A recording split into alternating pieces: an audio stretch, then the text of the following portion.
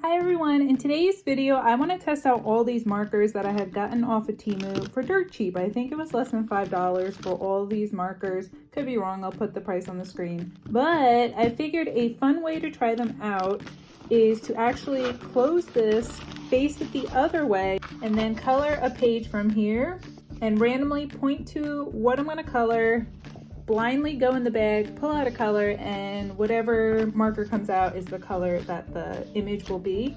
But I feel like that's a good way to test out these markers. They have two different tips. They have the fine point and the broad point.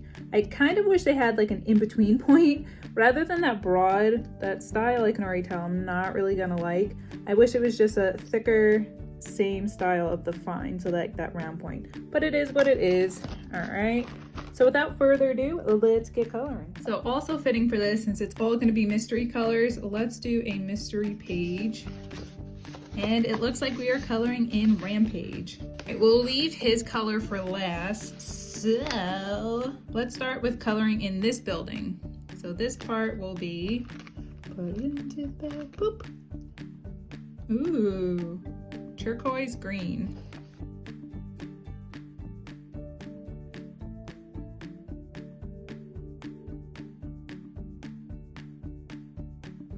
I probably should have colored that one that green too, because it would have flowed together. Hold on.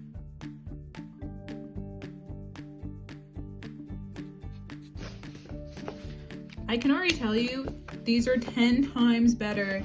Let's go back to the Crayola markers.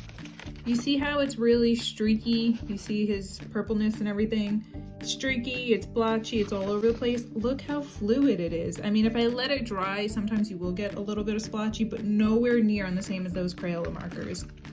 All right, now let's cover the sidewalks and they will be marigold.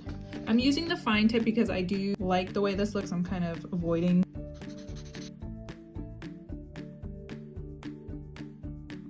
All right, so far I'm digging the color combination. All right, next up we'll do these two buildings. So that will be terracotta. Terracotta looks very, very similar to the marigold that we used. So because it is so similar, I mean, it looks like it's picking up different on camera, but in person it looks very, very similar. So I think I might go over this terracotta twice, just to make it a little deeper and darker. All right, let's do the windows. They will be deep olive green. Okay, now we'll do the sides of the windows and the sign. All that will be the same color. Coral pink. Let's color in his fists. Those will be blue-gray.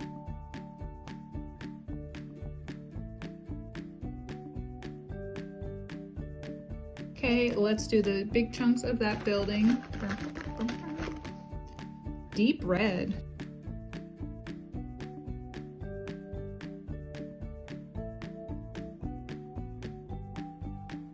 So by now you kind of get the point where I'm just pointing to an image on the paper, picking out a marker blindly, and then coloring in said image with that marker. I figure while I continue to do this, I can actually do a voiceover, giving my true opinion of these markers at hand now that I've gotten to use them. The real question is, would I buy these markers again? At the 90% off price, yes, I think it's worth it. Full price, I would not recommend them, and hear me out. I ran into a couple times the issue where that fine tip marker, it was running out. It was kind of already dried out, which it should not be. All these markers are brand new. So then at that point, I'd have to flip it over and use the bold side, which leads into another complaint. The bold is just clunky. It's awkward. I honestly don't know in what scenario you would use the broad. Sorry, I kept saying bold, but the broad side of the marker. You're more than likely always just going to be using the fine side of the marker. So for that side to be the one that dries out, ugh, such a bummer. I'm kind of wondering if they share an ink tube. Because if that's the case, I wonder if I can turn them all upside down. Perhaps all the broad side is pointing down and the fine tip is up, so the ink's just not getting to it. If so facto, I might have to look into that. There are pros about these markers though. That's why I would buy them for the $10 cost, not the $20 cost. Pros, they soak up onto that paper and they are just so fluid, so smooth. So when the marker does want to work, it is fantastic. Another pro, there are a bunch of variations of the same color. I never knew so many green existed. And in this coloring book, I kept getting green. And actually, me getting blue right there, I was ecstatic. I was so happy to pick out a different color other than green and orange. I also like that you can take the markers and layer them so you can make the markers darker. I'm kind of wondering if we could blend them. So maybe I'll try that at the end when I swatch some of the markers together.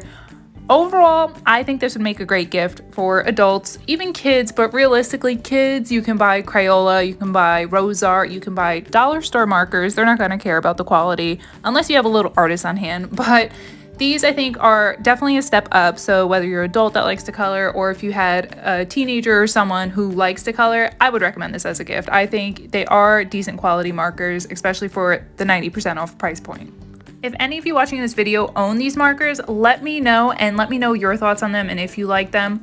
Or if you bought other markers or paints from Temu and have recommendations, feel free to leave those down below too, because I'm always up for some arts and crafts. I really was having so much fun doing this blind coloring and I was ecstatic to see that I picked out purple for his spots. I was really anticipating picking out another green and being like, well, it is what it is. But I got lucky with the spots and even more lucky for the road, I picked out warm gray. How much better does it get than that? All right, let's get back to the video since we're almost done with it, and then stay tuned because at the end, don't forget, I'll do some of those swatches.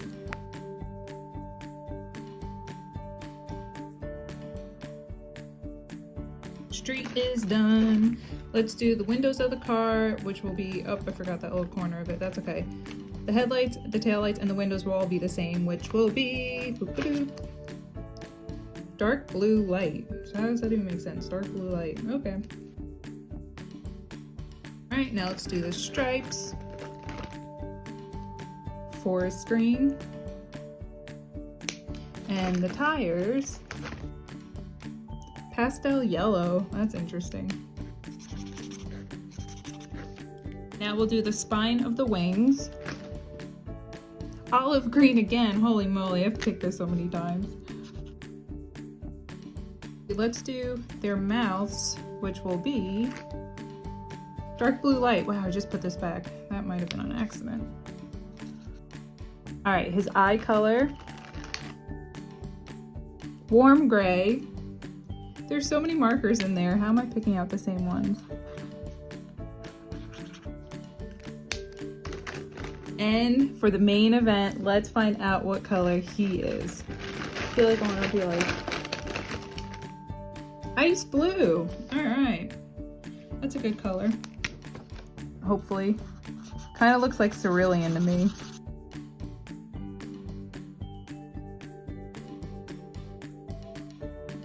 All right, before I finish his head, let's color his wings itself because I totally forgot about that. So those will be salmon pink.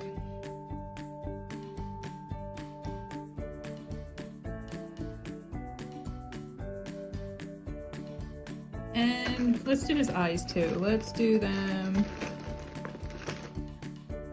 green gray.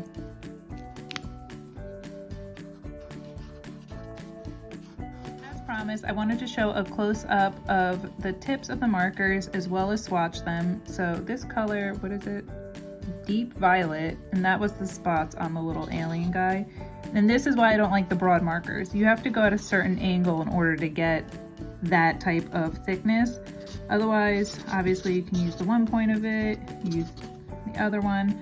But like before, like how I just did that, I just went down, but because I wasn't at the exact correct angle, I didn't get the boldness of it. So it's a gorgeous color. I like that this one actually has a lot of ink in it. However, I don't like that broad tip.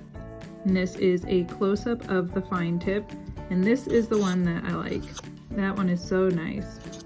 So nice. Look at that. Now let's see if we can blend them. So I'm going to just do a fine tip. We're going to do orange, yellow. So this, I'm going to start with yellow because I don't want to contaminate with the orange. That one's darker, so we'll be okay. And I just want to see if it will blend. No. Does not blend, but you can layer it to get a totally different color. So you can see we have orange, we have yellow orange, and then yellow. So they don't blend, but that's fine. For some swatches, here is their black. I just want to see how strong the color is. Yeah, that's a pretty nice black. Not too shabby. All right, all right. And then I picked out some interesting names that we could also try. Like this is peacock green. I guess I can kind of see that. I hate these broad tips. I really do.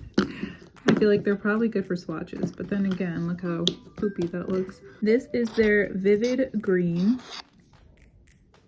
This one is called wine red.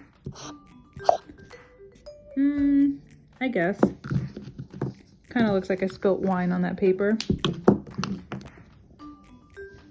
This one is natural oak. And lastly, I got vivid pink. So I'm expecting this to be super, super pink. And it is. All right, these are the swatches. Ta-da! So my opinions of the markers, I like them. They have pros and cons. Pros is it soaks up when the markers actually works. It soaks up on the paper really well. Cons, I don't like the broad tip. Some of the markers are already drying out or already dried out. And that's probably it. So here's another look at the markers. I guess this explains why we got so many greens. I mean, there really is a bunch just looking at it. I'm surprised we didn't get more pinks. I guess we got lucky getting one of those purples because I only see 2. But yeah, still better than Crayola. All right, guys, thanks for hanging out with me today. If you want, feel free to like and subscribe. And until next time, bye, friends.